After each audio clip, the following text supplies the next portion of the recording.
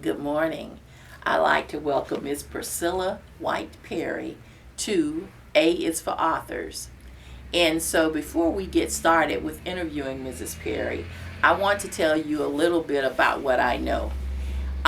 First of all, audience, an author is anyone who contributes their original work in the form of a book, an article, a screenplay, a play. If they wrote it, they are an author.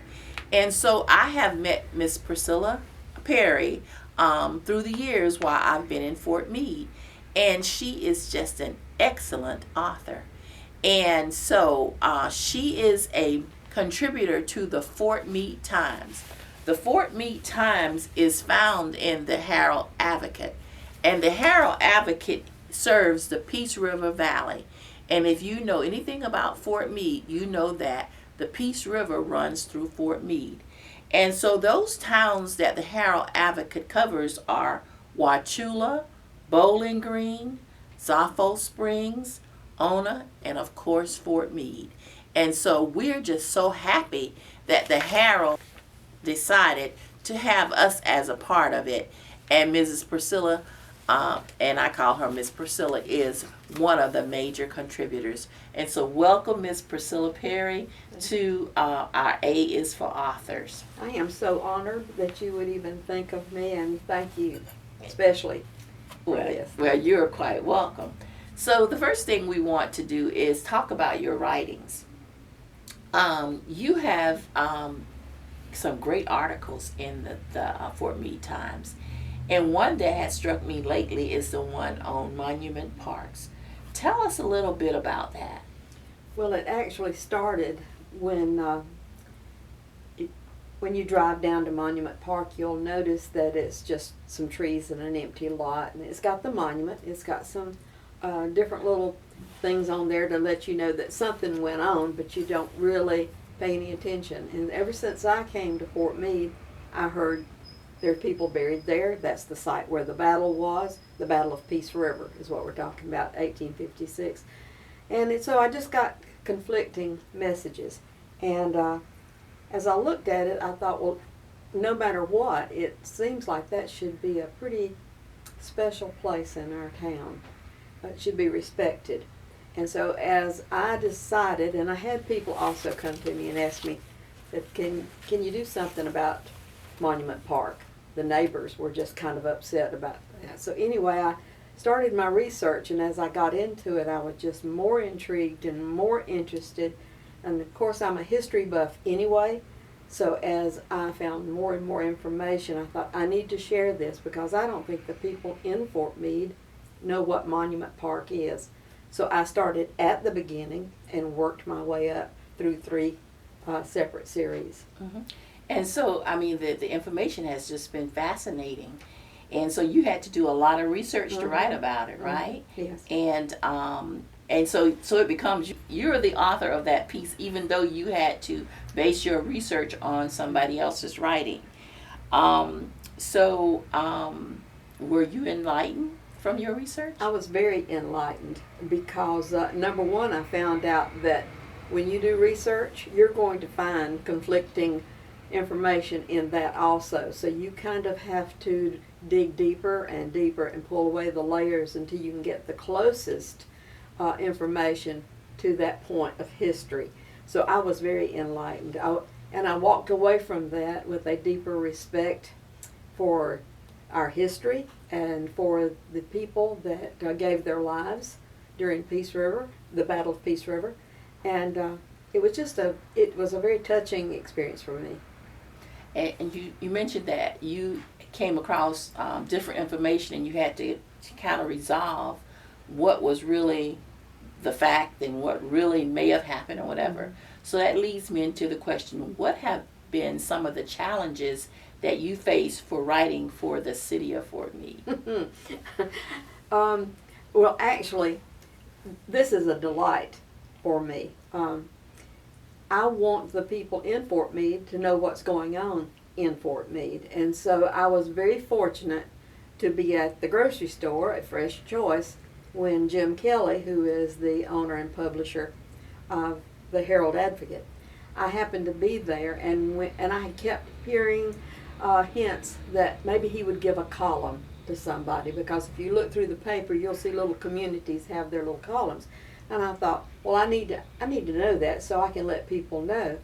So I went up and I said, Mr. Kelly, I said, is it possible that we could have an article, just a little column about Fort Meade? He said, you know, I would if I could find somebody that would write it. And I said, I volunteered. And he said, you think you can give me a column? I said, I think I can give you more than a column. So that was how it all started. But it was because we kept hearing, well, did you go to that event, or did you hear about that? No, I didn't. I missed that. I didn't know anything about it. And I thought, that's sad. We are a very strong community, and we want to support each other, and we want to know what's going on. So that's what generated this, though I walked out of the grocery store shaking my head saying, what have I done? What have I done? But I love it. So see, you volunteered to be a writer. Now, that leads us into, what background did you have of writing? Well, now this is interesting, and if I cry, it's because of allergies. Okay, so I'll just say that. My dad was a newspaper man. He called himself a newspaper man. Very well respected. Lost him at a very early age, so I haven't got a lot of memories of him. But I woke up every morning with the rat-a-tat-tat of his two fingers typing on the typewriter, because he was writing articles. He also was the court stenographer and had to do onion skin. Onion skin is a very thin paper, and you have to use carbon paper between it. It'd be 3 or 4 copies, and he would be making that for the court session that day. So I heard that sound. I had been to the newspaper as a little child, smelled that ink. It's something you never forget. So with that in mind, I think that I got some of that DNA in me. In high school, I liked to write. I liked later on to write plays and skits and poems and stories. And then when all my children were grown, moved here to Fort Meade, I saw that there was an opening at the Fort Meade Leader. And I thought, why not? And that is a lesson for anybody that thinks they're either too young or too old to do something. Do it. So I got that job, and and they certainly held my hand to give me the particulars, because you just don't write your opinion. You have to write news. It has to be facts, and it has to be unbiased. And so that is basically my background that I brought into this. Of course, we lost the Fort Meade Leader, and that's when we had the drought, the news drought in Fort Meade. Well, actually, the Fort Meade Leader was way back at the turn of the century and had been in existence all these many years. And it was by itself at one time, but then it was purchased by the Polk County Democrat, the Frisbee family, who kept it going. And again, we found ourselves somewhat in the same situation of being a part of a newspaper. We were limited, and that's all right as long as we can get the news out. So the museum has quite a few copies of those older issues of the Fort Meade Leader, and we have some bound copies of just exactly what it looks like. I mean, so it's wonderful to go back. So if anyone in Fort Meade wanted to check out what the Leader was like, they could come by the Historical Museum to check out the Leader. And some of them are little papers like this that are so frail that you can barely touch them. And then, of course, we have the newer ones. Well, you said that when you talked with the publisher of the Herald Advocate, you said you just asked him for a column. Do you still maintain asking him for just a column now? No. Many times they allow me 2 pages. Fort Meade, under wonderful, perfect circumstances, could support its own newspaper. But this is a good bridge until that takes place, because we do have a lot, and we have businesses that could support as far as ads. There are things that are in place when that right person comes along. Well, apparently you were the right person Well, to talk with the publisher.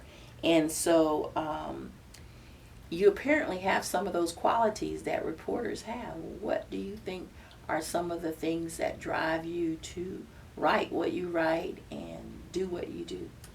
Well, I'm fortunate in that, well, I'm kind of a one-person thing as far as that goes. But I'm very fortunate in that I get to have a column which I call Ramblings, which is totally opinion. I mean, no telling at any given time what it's going to be about, but it's evidently something that's been working on my heart or mind one, and I just put that down. And that's one side of journalism. The other side is when you have to report things that are maybe not pleasant, or that you wish that you could put on the back shelf and not have to say anything about. But my greatest attempt is not to ever show what direction I'm thinking personally, and so that is the side of a professional, and so that is something that I try very hard to present to the reader. Let them make the decision. That's not my job. Mm-hmm. So you don't want to be biased. No. And show no favoritism. No. Just report the facts. Yes. Okay, so we hear the facts in your articles. I think that at least I believe you are just not, you're and I love your ramblings. So yeah, so that means, I think a rambling is what authors do. They can talk up a storm. Are you a conversationalist? I don't count myself as a conversationalist. I think inside of me is that little 8-year-old girl that was petrified. I mean, terrified and petrified to give a book report. Once upon a time, you had to give book reports in front of your class, all by yourself. And it could have been 1 million people standing in front of you. That's what I felt like. Terribly shy, was not a very outgoing person. But let me just share this with you. There is a time in your life that you say, you're really not the most important thing on earth.